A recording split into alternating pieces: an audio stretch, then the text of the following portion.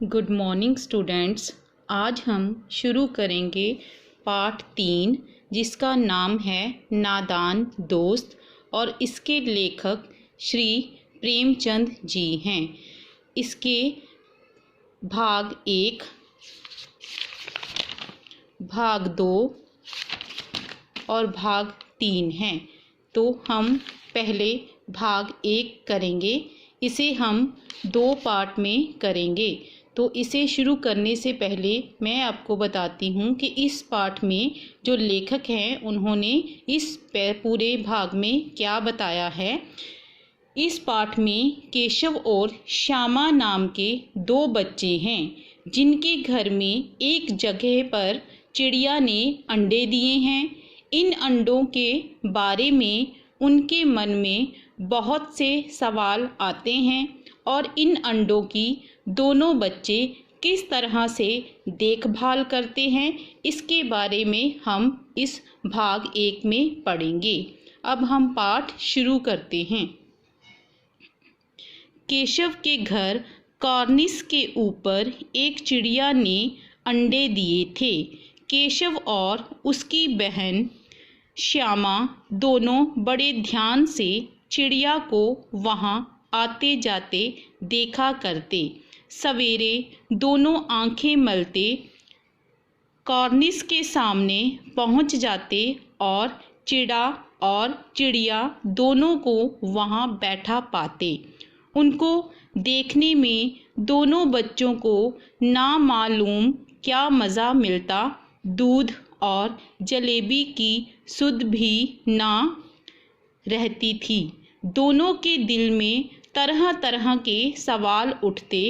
अंडे कितने बड़े होंगे, किस रंग के होंगे, कितने होंगे, क्या खाते होंगे, उनमें से बच्चे किस तरह निकल आएंगे, बच्चों के पर कैसे निकलेंगे, घोंसला कैसा है।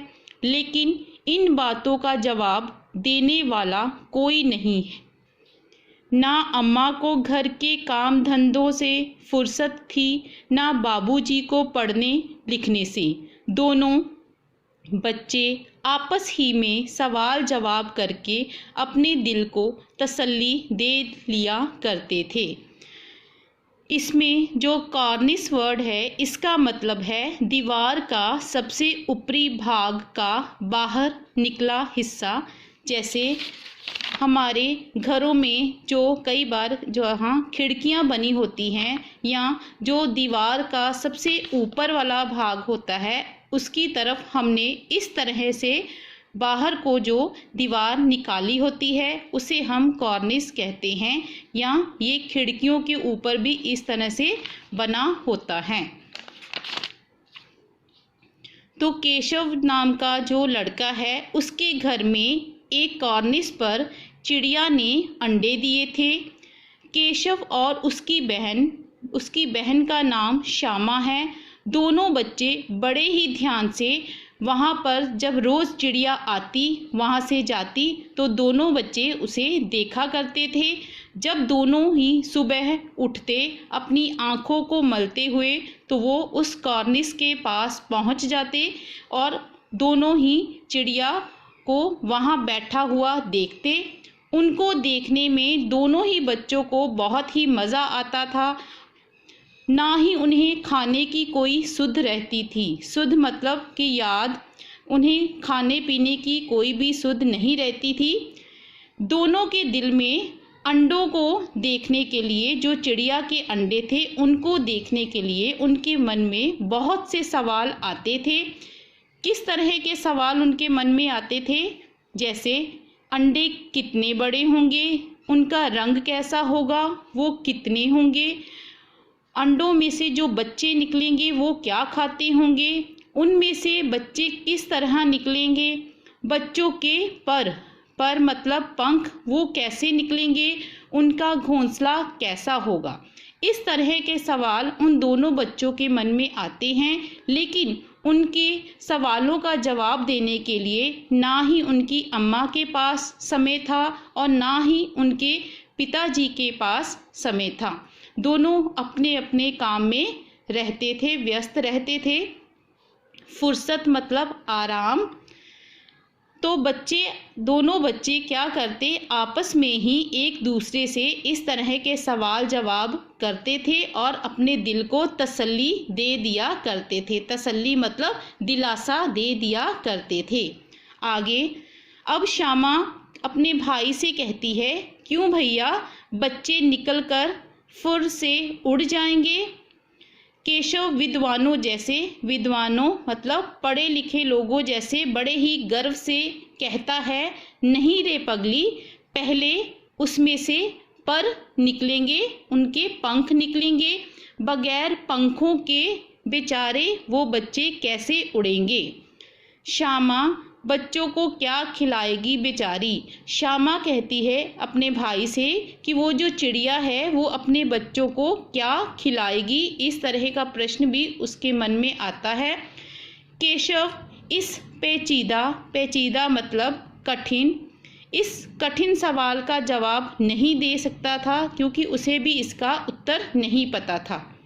इस तरह 3-4 दिन गुजर गए। दोनों बच्चों की जिज्ञासा दिन दिन बढ़ती जाती थी।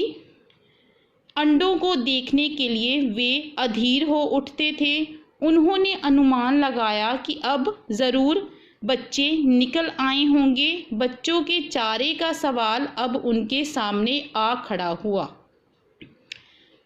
जिज्ञासा मतलब जानने की इच्छा। जैसे हमारे मन में कोई प्रश्न होता है या कोई बात होती है तो उसके बारे में हमारे मन में उसको जानने की इच्छा पैदा होती है, उसे हम जिज्ञासा कहते हैं। अधीर मतलब बेचैन, जब हम किसी के बारे में जानना चाहते हैं तो हमारे मन में बेचैनी होती है कि हमें उसके बारे में जल्दी से पता लगे। तो इस तरह से 3-4 दिन बीत जाते हैं। तो दोनों बच्चों की जिज्ञासा जो है वो दिन प्रतिदिन बढ़ती जाती है चिड़िया के अंडों को देखने की। तो इस तरह से वो बहुत ही बेचैन हो जाते हैं रोज़ ही। उन्होंने अनुमान मतलब अंदाज़ा लगाया, वो अंदाज़ा लगाते हैं कि अब इतने दिन हो गए हैं तो उनमें से चिड़िया के जो अंडे हैं उनमें से बच्चे निकल आए होंगे। तो इस तरह का सवाल भी उनके सामने आता है और अब उनके मन में क्या सवाल आता है कि वो क्या खाते होंगे।